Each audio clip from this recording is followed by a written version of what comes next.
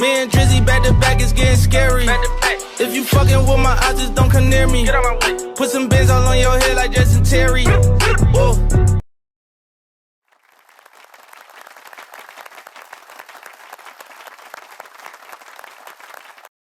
Man, episode 294, man. Breaking news, man. Let's get into it, man. We got a lot to unpack, man. This past week has been crazy with news, all right? Man, you already know my brother, my co-host. Hey, we here in the building. Man. Yes, sir. All right, man, make sure you like, share, subscribe at the Faison View Podcast, and also show love and follow at We Are Game Shift, You already know how we going. All right, let's get straight to the agenda, man.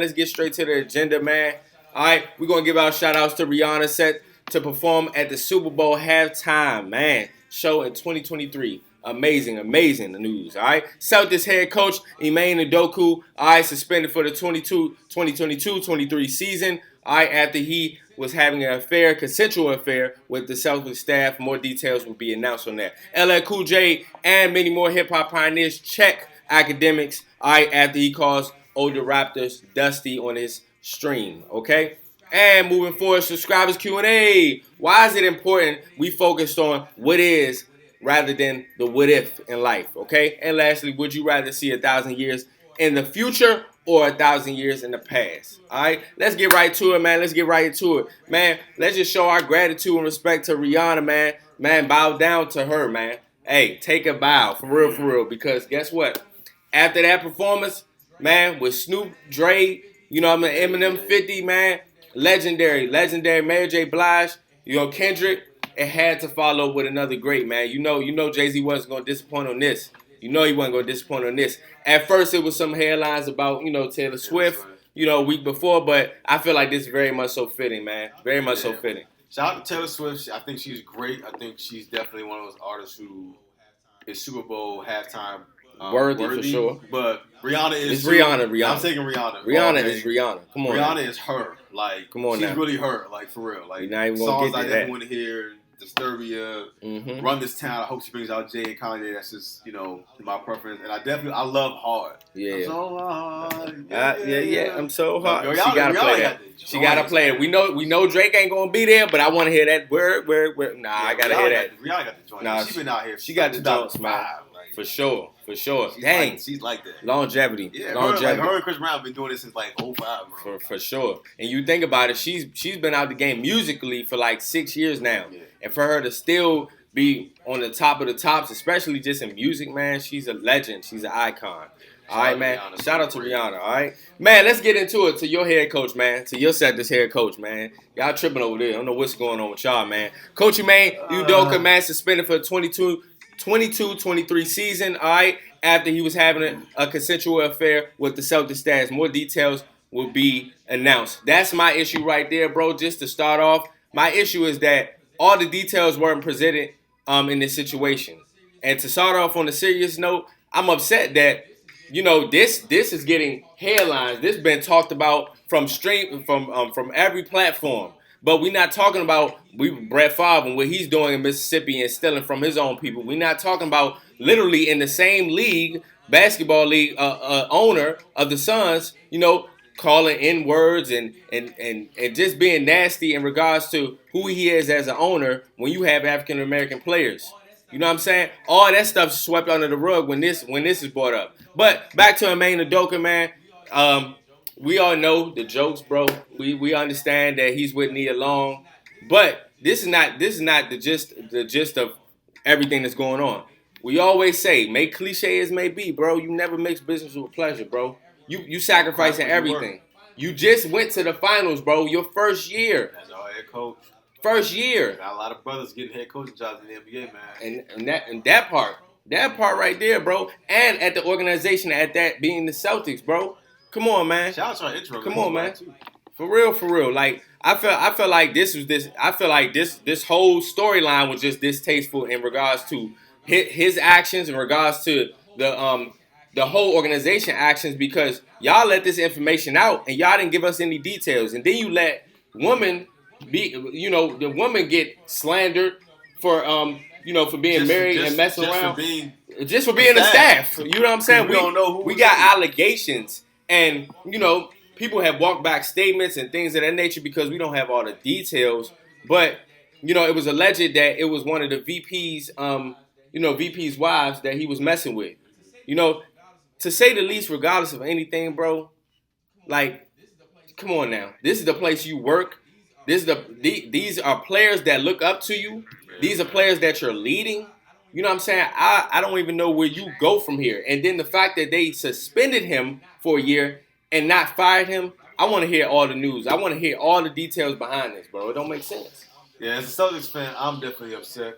I don't agree with the suspension mostly because it was consensual. Like, listen, I'm not saying cheating is morally right, but what two consensual adults want to do, it ain't none of our business. Fair. That could have been kept private. Mm-hmm. It's one thing if it ain't consensual. The other thing if it is consensual, then it's like obviously there needs to be a punishment. But the whole year was kind of like, really, how does he get the same amount of time as this dude from the Suns who was over here being nasty? Bro. And what he did was consensual. It may not be morally right, but it wasn't forced or anything. Like, it wasn't nasty. From what we know, and it's just messy because you could have kept that in house, man, and you just could have kept it in house. But at the same time, I cannot defend Ime Udoka because it just wasn't a good decision on your part, man. Like, you were doing so well at your job. You just went to the finals. We had a chance this year. We could have. We still probably could. We had a chance. We actually got better. We made limited moves in the offseason, but the moves we made us a lot better. We could have went back and possibly won it. It's going to be hard to do that now. So you affect your players.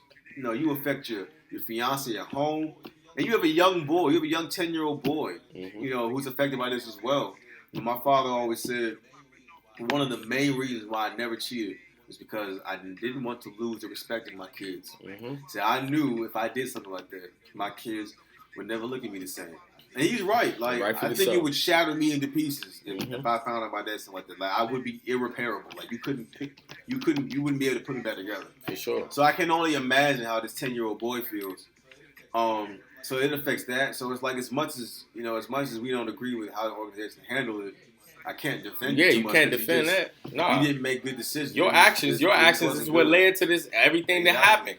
Your actions is what led to everything that happened and went on. And allegedly, too, as well, this happened. This didn't just happen. This happened some time ago. Yeah. Y'all just bringing it to the forefront.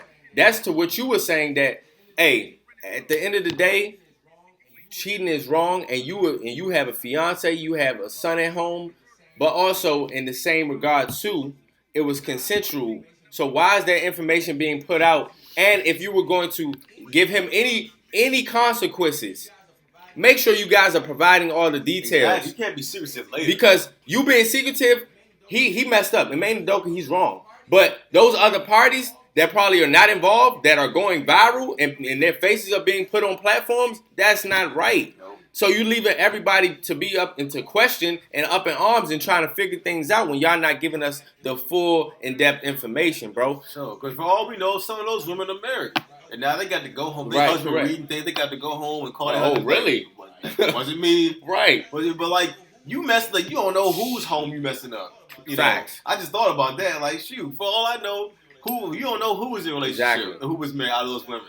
And now you got it being said that he was like, hey, hold on, my girl worked for the Celtics. Like, you don't know whose happy home you messing up.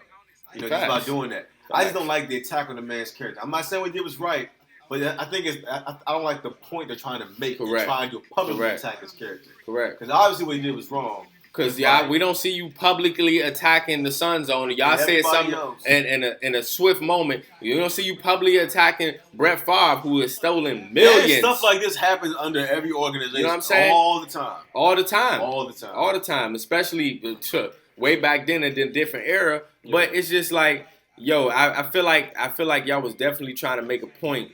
You know what I'm saying? He is wrong. We are not disputing that or debating it. He is wrong, and that's what we came in to say and talk about. Especially it being his team, that jeopardizes their chances of winning. Facts, man. Like, you feel me? I don't know what we gonna do now. Like that just jeopardizes everything, man. Like we said, more details will be announced, man. We'll definitely come to the forefront and talk about that, man. But it just that's sad for both parties. Sad for both parties. Honestly, nobody wins when the family feud. Nobody wins when the family feud. For sure. Speaking of that, to segue into hip hop, LL Cool J and many more hip hop pioneers respond to DJ Akademiks after on his Twitch stream he calls older rappers dusty. Man, this just straight wrong. Hold on, let's get it right. He said they're dusty and broke, and they couldn't have been the ones that contributed to hip hop because they're dusty and broke. Correct. So LL came straight out the gate. One of our legends, one of our icons came straight out the gate and respectfully and professionally responded to him and gave him game. And not just him game, but other ones that are young just like him or have that way of thinking that, honestly, you wouldn't have a path to walk if it wasn't for these hip-hop pioneers. And guess what? They didn't know anything about anything financial because that was the start of everything.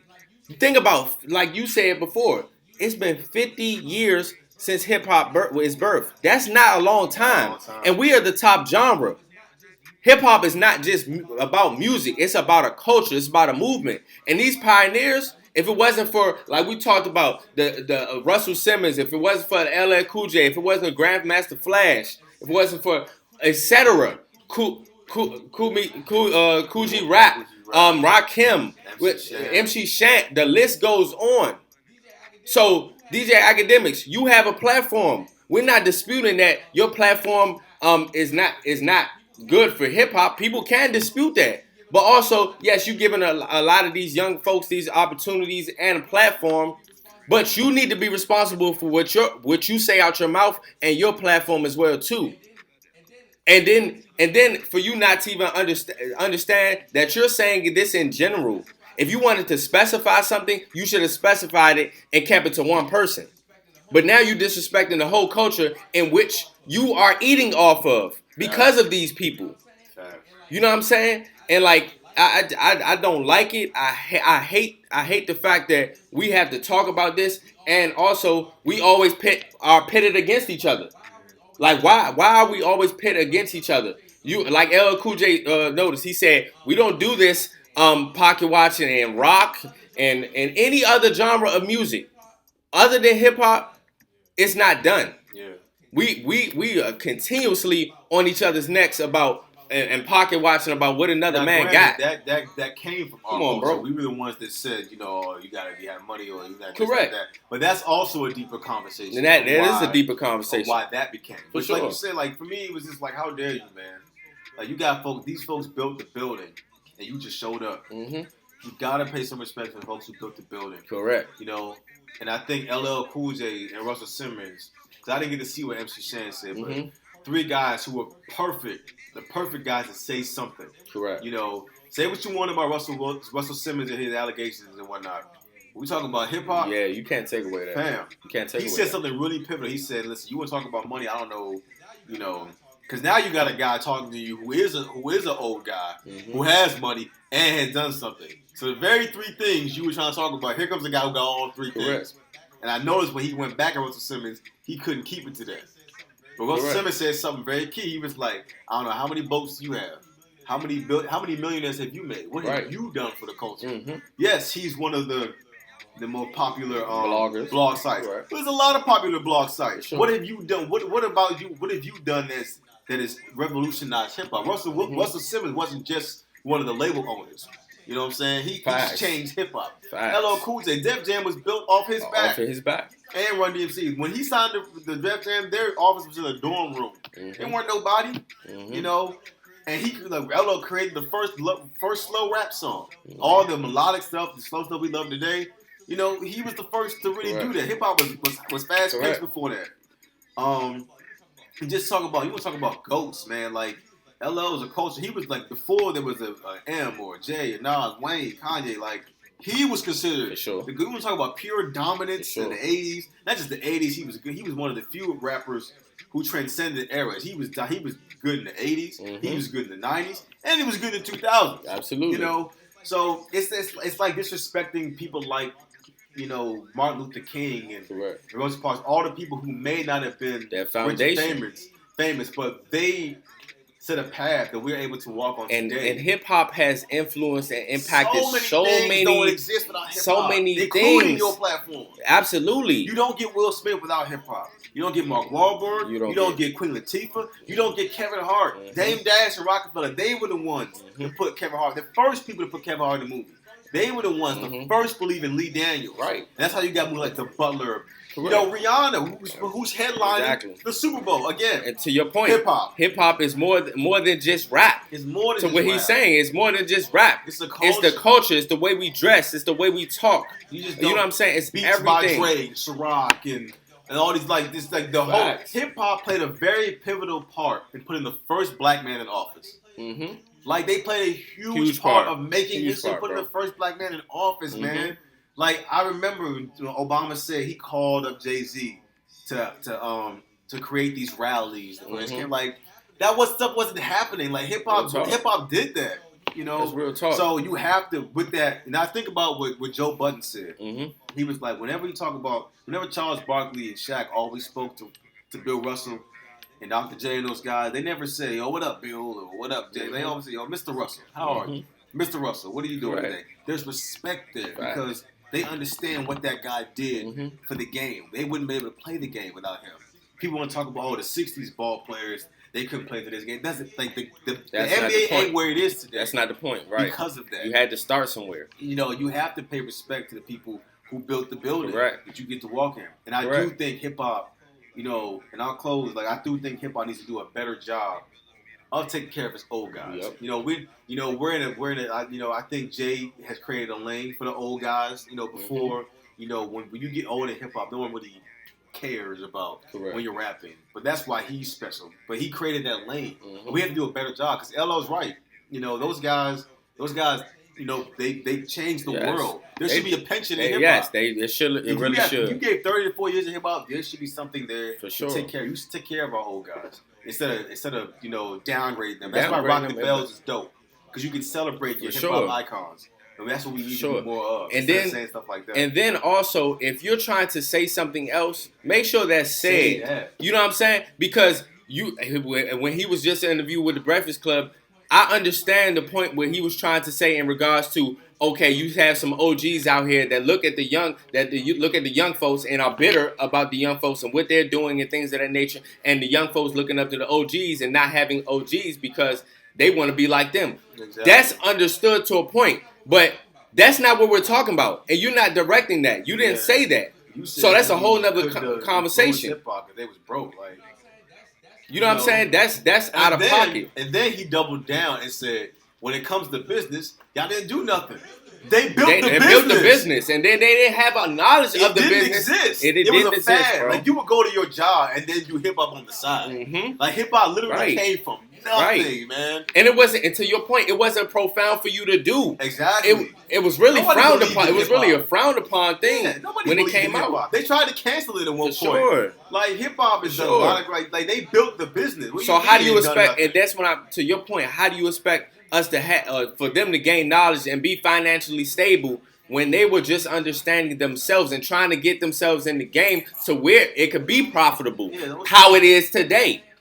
You know what I'm saying? And to that point, sometimes, and I think OGs should take the responsibility of building up the youth, but sometimes I can understand how they can feel some type of bitterness. Yeah. I made this foundation, I built this, and you disrespecting me in this type of manner when you making millions on millions when I was only making thousands in coins, bro. Cut it out. I crawled so you can walk and then all that and take off. You know what I'm saying? You know. So it's like you saying, bro. It's all about paying respect to the foundation, bro. You gotta have respect for the foundation. For sure, man. For sure. So shout out to LL. Shout out to LL. Shout out to everybody that you know that really responded.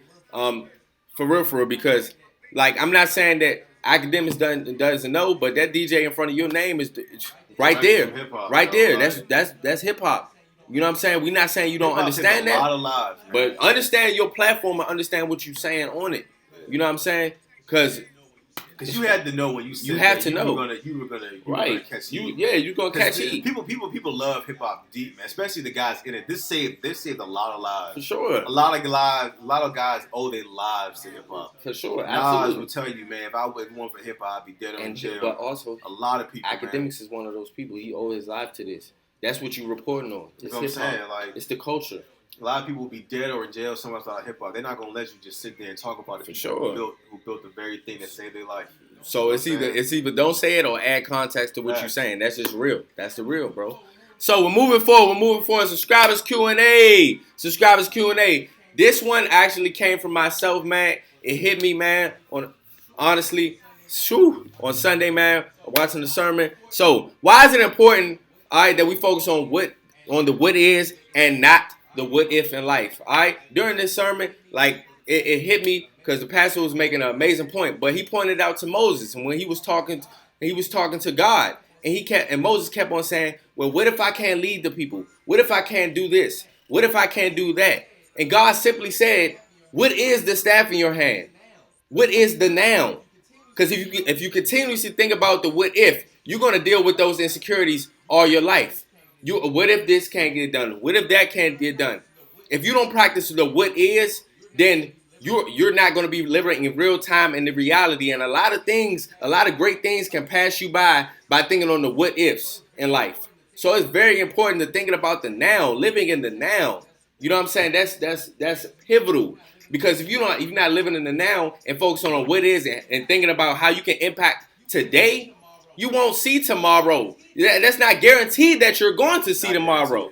You know what I'm saying? So it's beneficial to yourself. And if you are going to say any type of what if, you need to include God in that what if and have some faith. You feel me? That's real talk. And I feel like that goes a long way. This is just a life lesson. You know what I'm saying? The what if versus the what is, man. Being in the reality and staying in the moment. You know what I'm saying? That's very important. Definitely got to include God, man. God can do it. I was just telling my student that the other day because she was saying, Mr. Holmes is always preaching. He told me because I was telling him this boy is going to do something to me. He was like, Mr. Holmes was like, well, did you pray about it? I was like, well, yeah. Like, prayer is very powerful. I was like, but in the moment, you telling me God's just going to do something. I was like, yeah. It's like right then and there, like, yeah. Like, ain't nothing God can't do. It don't matter what the time of day is. I don't care if it's a millisecond. Yeah. Real talk. And she was like, well, I guess he did because the boy ain't do nothing. Like, yeah. Like, you see what I'm saying? Like, don't worry about the moment. Yes. If you ask, yes, God could very well do it right then and there. But, what is important. I feel like it keeps you grounded in reality. Correct. You live in what is, you living in, something that isn't. Exactly. Versus you got to stay in what exactly. What is. I mean, we're having a conversation over here about, auto-tune and who's the best and who's the reason. And I was writing for T-Pain because I was like, yo, man, without T-Pain, a lot of things, a lot of guys, a lot of songs don't exist. And our friend Richie was like, I think somebody eventually still would have came along and, made auto-tune cool. I was like, but you're talking about what is, but we don't know who else would have came along. What we do know is that T-Pain made it cool, and all these things exist because of him. That's what happened. We know what happened. That's what happened. And so, like, I would love to be able to live in the what ifs of what if I could, drive my car and be black and not get pulled over. That would be great. But what is the reality is that could happen. Exactly. So I need to be prepared for that. And so you have to live. I'm not saying what ifs aren't good all the time. Right, correct.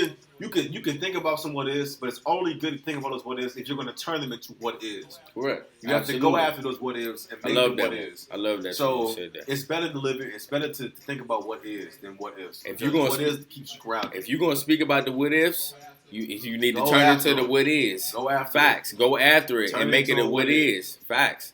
Real. Hey, that's powerful right there, brother. That's powerful right there. So y'all let us know, subscribers Q&A, why is it important that we focus on the what is rather than the what if in life, okay? All right, lastly, the infamous would you rather. Would you rather see 1,000 years in the future or 1,000 years in the past, man? I'm thinking right ahead, bro. Me and you, let's think in the future, bro. We done had too many things go on in the past, man. I don't even want to live back there.